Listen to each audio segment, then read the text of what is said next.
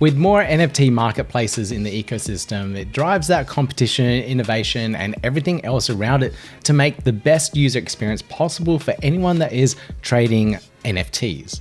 And this interview I have is from the team at Plutus Art.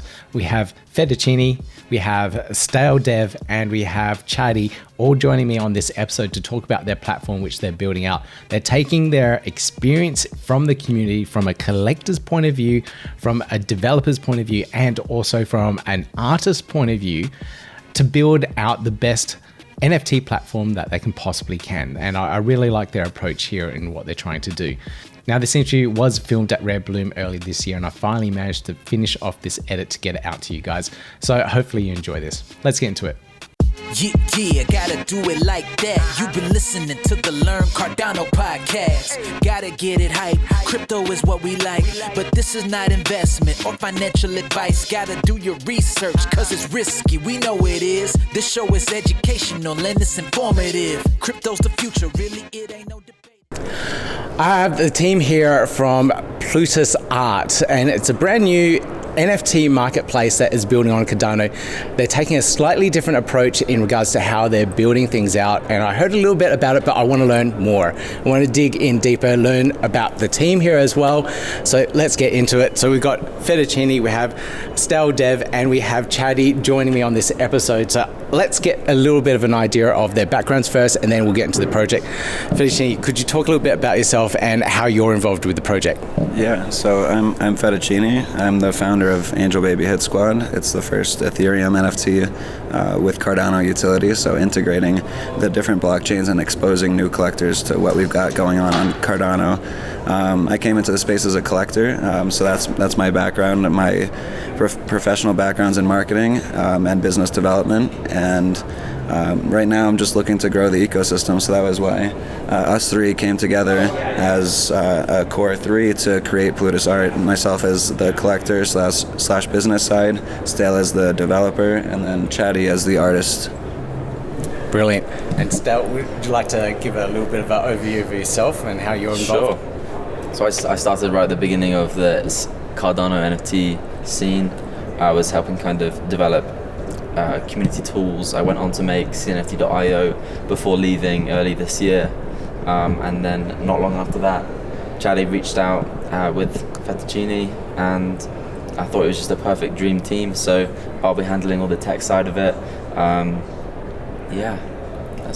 Quite a good development background here. Yeah. You're very, what's the word, humble about it all. You know, the first NFT marketplace on Cardano, CNFT.io, and before smart contracts, so it was a lot harder to build then, and there were a lot more problems with it. But now we're this is almost a year down the line. It's a lot easier to be building a marketplace now. We know we know the type of user base we're going to be getting. We know the tools that we can use to build. We have smart contracts now, so it's a lot better position to be going into a new marketplace with. Yeah, and I'm sure you've learned quite a lot along the way as well. Sure. Oh yeah, all right. And Chadi, what about yourself? So obviously you're the art side of things. Can you give us a little bit of overview of yourself? So on Cardano, I'm mostly known for my one-of-one art. So I am a one-of-one artist in general. I do have a main project with some friends that's called PPDC, the Pineapple Pizza Degen Club. Cool. It's a completely funny thing that we do for fun. But I come from the art side. I come from making sure that artists are well represented, not just big projects. Also, I'm taking care a little bit of the UI UX in terms of looks. We all test it together, but I'm taking care of the look, the design, all of that. And in terms of operations, we have the CMO, the CTO, and the CEO. And I bring a lot of corporate background by working in the luxury industry and all of that before I came into this. Brilliant. Okay, so now you decided to come together, build up this new NFT marketplace, but why another NFT marketplace? Do we need it? There's so many out there at the moment. Well, one in particular is quite dominant. Why do you want to build this? What's the goal of it? I think that we're just not being done right in the community. And we've had a year of smart contracts, and our biggest marketplace has only buy, sell, and offer right now. And you look over at Ethereum NFTs and Solana NFTs and just how in depth they go on their marketplace. And right now we don't have that on Cardano, and we know that we can achieve that.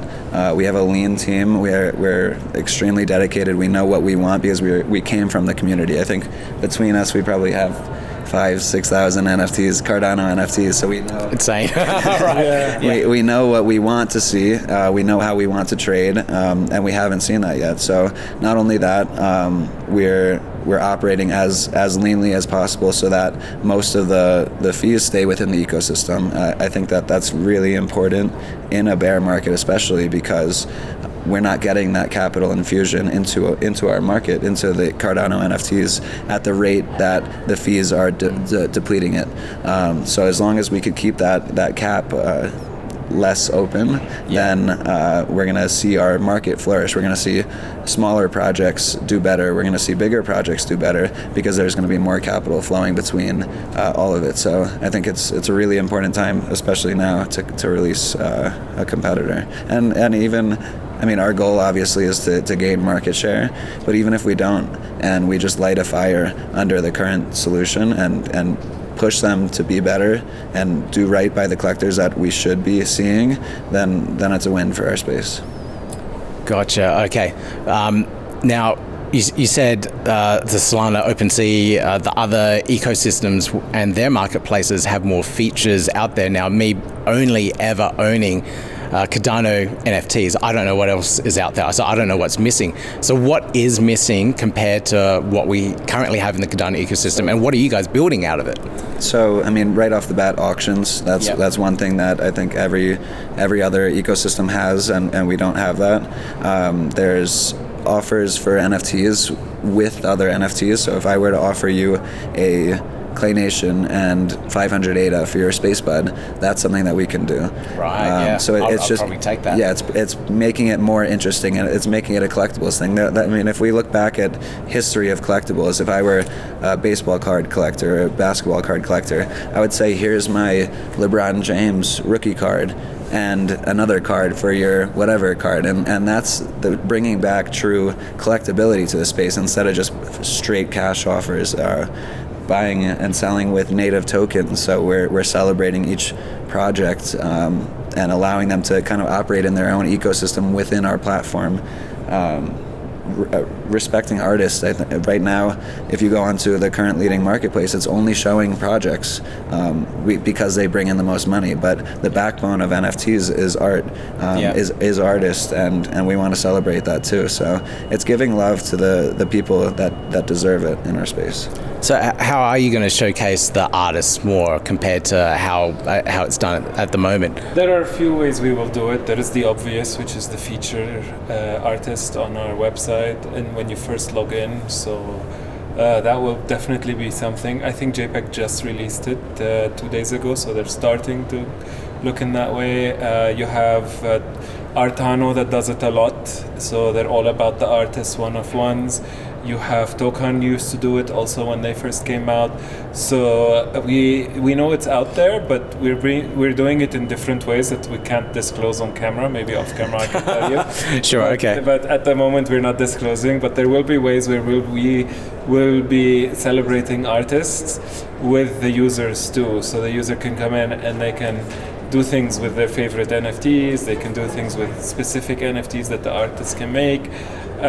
So there's a lot of things we are thinking out of the box. So there are the usual solutions we are seeing at the moment, and they're great, but to us they're a bit inside box, and we want to think out of that box. We want to bring things that have never been done in the ecosystem, not even on OpenSea or Magic Eden or anything like that. One thing that Stale could touch on is making collecting fun again.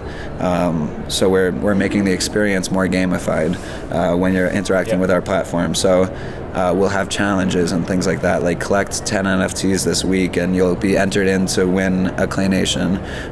Or as you're collecting, your profile will earn XP, and you could use that XP to like get a diamond border on your profile. So then anyone could look up diamond collectors and track like who are the good collectors, who are the worst collectors, and there'll be like that status symbol and incentivize people to like do well at trading, because then you could actually see on their profile how good of a flipper or trader they are. So it just makes it more interesting and more fun to collect as well. So we're doing both sides of the equation. You see, like we want to celebrate not only one-of-one artists, but also projects by allowing them to do things that they could not do on other places. But we're also celebrating collectors, because one part of collecting is showing off your collection, right? So it's showing off how good you are as a collector too. There's a very big flex in this ecosystem where I am a good collector, I have picked the right picks, and I have been able to not only make the money I have made, but also curated this amazing collection. So how can we celebrate that? Those are all questions that we've figured a few things, like the diamond borders, for example. They might not actually be diamond borders, but it's just an example of something we're doing. But those are all questions that we have discussions about every week on how can we bring that forward? How can we do that differently? How can we? It's great to look at the massive marketplaces like OpenSea, Magic Eden, Foundation, etc. Those are the real big names, but they still haven't done a lot of things that we can do. And we look at them, we studied the market, we knew what they're doing, and we've identified many things that they haven't done. And this is what we're coming with. We're coming with everything they've done, plus more. And I feel like this can also onboard a lot of people onto Cardano, because they can't get that on their platform. Yeah. So they want to flex. So how can they flex? They have to learn our ecosystem. They have to learn how we do things, and then come and do it. And then win at it to show that flex. Now, I know like the other ecosystems, they're built a different way, different programming languages. Does Cardano's ETUXO model benefit in any way to bring in new features that aren't possible on OpenSea or any other marketplace at the moment? I'm not entirely sure. I don't know too much about Ethereum. I'm not like Pettacini. I haven't really been in that space. But I think in general, NFTs work a whole lot better on Cardano. For example, and correct me if I misspeak, but on Ethereum, there's a smart contract which says you own the NFT within it, whereas on Cardano you own the token. The token is in your wallet. If you want to put it anywhere, you have to authorize that transaction. If you want to put it on a marketplace, you have to authorize that transaction. Whereas on Ethereum, you kind of give the marketplaces permission to act on your behalf with that NFT. There's security risks there. If there's an exploit with a smart contract or any of that type of thing, your NFTs can be just taken from you. They can drain your entire wallet in one go. Yeah. Whereas on Cardano, they would, if they got access to your wallet, then they could just sign individually every time. But if somebody exploited you and you signed the wrong transaction, you're only losing that one NFT. You're not losing your entire wallet. So it is safer in that sense. And they have to actually get your wallet, whereas in the other situation, if you sign a smart contract that's malicious or posing as OpenSea, they can take everything and they don't need your wallet keys. They don't need any of that. That's scary. That is really scary. I've heard horror stories about that.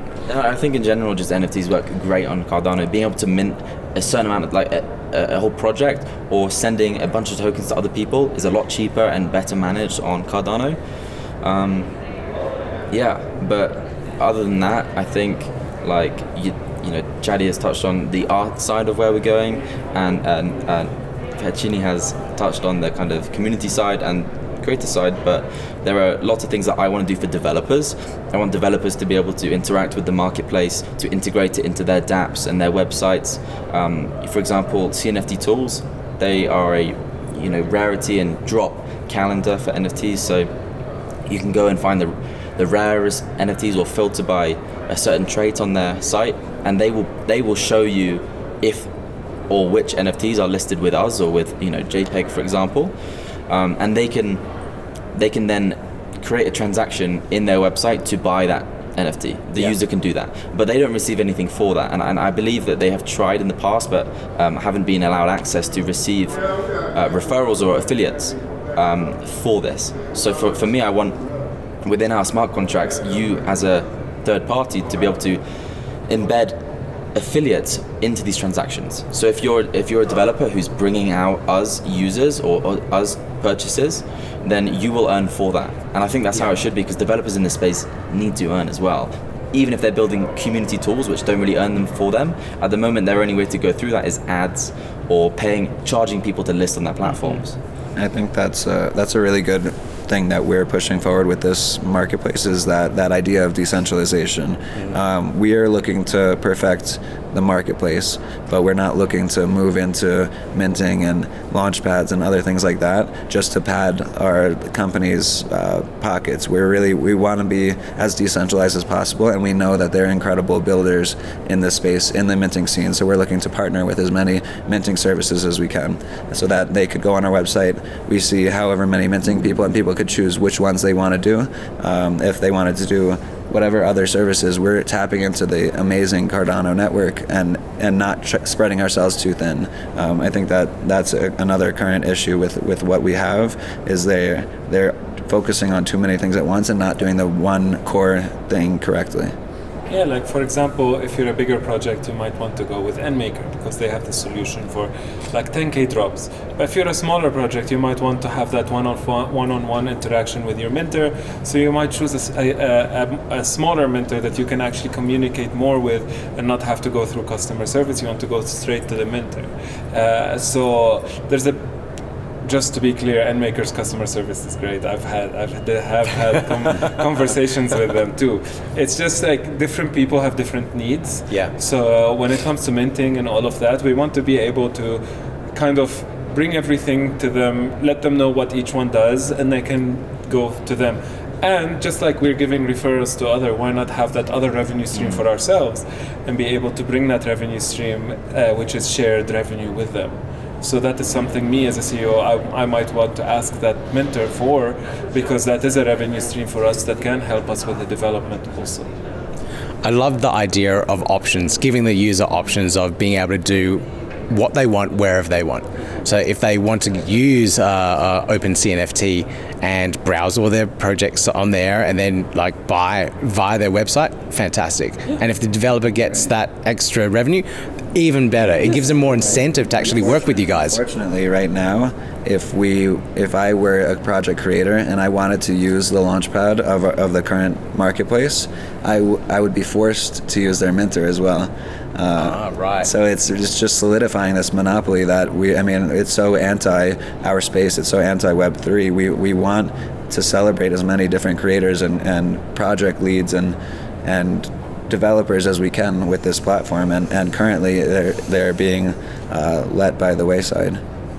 Right, gotcha. Okay, I do love the other side, the minting side, being able to have those options in there too. And how would you guys get the revenue cut off that? So we obviously we'd have our minting page. You'd be able to select who you mint with, for example, NFT Maker, and we'd probably work out a deal with them so that we split the fees. So we'd earn a little bit, they'd earn a little bit, and then this way we are supporting the developers in our ecosystem. You know, we are letting NFT Maker or NMaker, specialize at what they do, while we specialize at what we do. We help them, they help us. You know, we're not trying to take over every aspect of development in our space. So with like rarities and stuff, you know, we'd work with people like CNFT Tools, and you know, help them and let them specialize at what they do. Yeah. But then also give them a revenue source so they can continue doing that. Source and just through the referral, we get a portion of the revenue as well. So I would say, if you asked us, are we building an NFT marketplace? I would say yes, but I would also say what we're building is a decentralized ecosystem.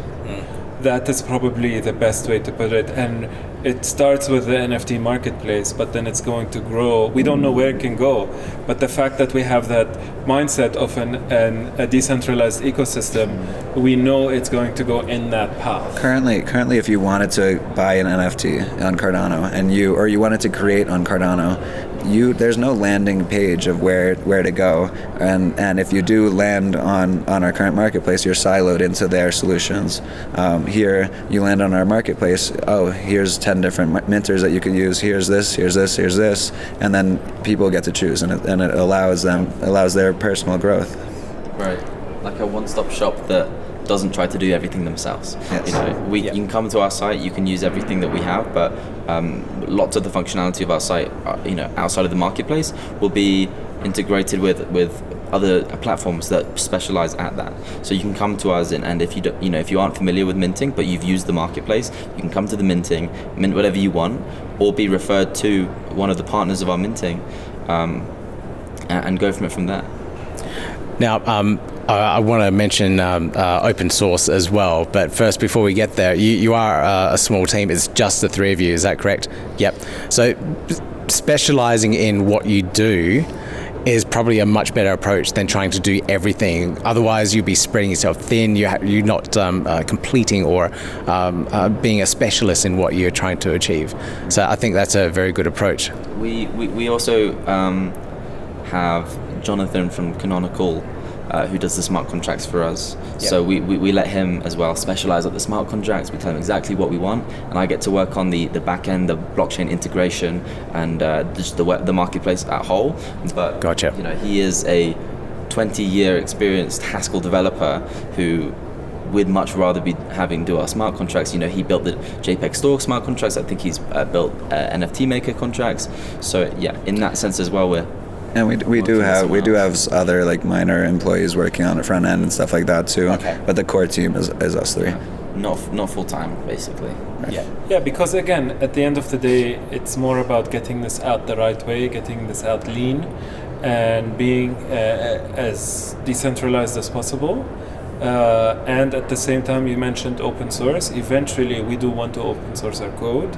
Once it's been peer reviewed a few times. At the moment in Cardano, there's no such thing as an audit because the SIP for the audits has not been agreed upon exactly. So we don't want to say we're audited. We want to say we are being peer reviewed, which is basically an audit, but not a standardized one. So we will be the first marketplace on Cardano to launch with a peer review, with at least one peer review. We're hoping for two, but I think we will release with one, and then the second one will come soon after. So already we are thinking about security, we're thinking about vulnerabilities before we even launch. None of the others had done that. The others had, which is great for them, it's their business model. Ours is, we want to be, I mean, in an NFT marketplace, there's a lot of money being traded. There's a lot of money coming and going. Yeah. So when you're doing something like this, even though you are a platform, you still want to be as responsible as possible. Yeah, and this is something we discussed from the start. It is crazy. Like, we weren't comfortable going forward just releasing our smart contract and just going and hoping that it worked. Like, we really wanted to make sure that it was secure. We have multiple teams check on our smart contracts and make sure it's safe. It's for people to interact with, especially with the amount of capital that's flowing in and out, the amount of NFTs that are trading. Like, one small vulnerability could devastate the entire space. So it's scary that the previous solutions have just done it and hoped Hope for the best. I do recall there was a shared smart contract that was being used for quite a while, and another marketplace was pointing it out constantly, saying, hey, there's a vulnerability there, fix it. And then months later, hey, and they made an example of them. So I do remember that vaguely late last year when that all happened. Well, I think at the time everyone was copying a smart contract that was already written by somebody in the community, and they hadn't spent the time to either make it themselves or have it reviewed. So the same exploit that was in this initial contract, which the person who made it didn't intend for it to be commercial or whatever. So a bunch of marketplaces started to use it and didn't know about the exploit. So it really helps to have all your stuff reviewed, have things developed yourself, and not rush to those things, because it'll take a lot of time to fix and potentially even cost the user money if you don't. And this is something that, like, he's been in coding for a while, so he understands it more than Fat and I, but being in the ecosystem, we know what the repercussions of something like this can be. This is why we didn't want... And one thing also that we understand very much, and I hope people watching this and people that are trading in this environment understand, is that you can only be as safe as you can. So by being peer-reviewed, we're not saying we're 100% safe. We're saying from the people that know what they're doing, they've read this and they think they have not seen any vulnerabilities yet. Yeah. And that's something not in software in general, not just with us. So that's something we want to educate people on and say, look, you are using a marketplace, you are using all those marketplaces that could have vulnerabilities, just like Microsoft can have some, just like Apple can have some, just like anyone else can have some. And then this is what we count on people that we might have a bounty, for example. If anybody can find something, here's your bounty, thank you for finding it. It's just stuff like that we are educating at the same time, that not everything is foolproof, but also keeping the community as safe as we can. All right. How are you guys finding yourselves? Like, it's all volunteer time, blood, sweat, and tears at the moment to get this done and out. Pretty much. Yeah, it's a fun process. We're doing it right, so it's taking longer than I'm sure all of us would hope. But it's exciting. We engage with everyone in the community, all the different projects, all the different collectors about what they would like to see out of the marketplace, coming up with pretty much action items for us to accomplish and what our roadmap would look like as we develop and as we improve the marketplace. So it's fun seeing like what we're capable of technologically, and what the limitations of Cardano are, and all these things that we're learning through this process. So I'm enjoying it, and I'm excited for it to launch. Brilliant. Okay, so talking about launch, when will you guys launch? We tease him because he's the tech, right? Right. We can only launch when he tells us it's ready to launch. And this is not putting pressure on him, but we trust that he knows what he's doing enough that we're not pressuring him on it. I'm pressuring him. We're slightly pressuring him. Essentially, pressure, non-pressure. Essentially, at the moment, we've come up with some improvements to the smart contracts that we need, which will save us a lot of hassle down the line once we want to make upgrades to the contracts, which obviously we do. Once we launch, then we're just going to be working on the next thing. And if the process of adding that next thing is a pain, then it's just going to be problematic for everyone. So at the moment, we're making some improvements, some updates to the contracts, the smart contracts, so we can grow. And it's time that we have to take at the moment, but it's well spent, and it's best that we do it now. Once we have all those contracts back, then I'll be back to working on integrating that, and hopefully looking at within a month. Yep. Okay.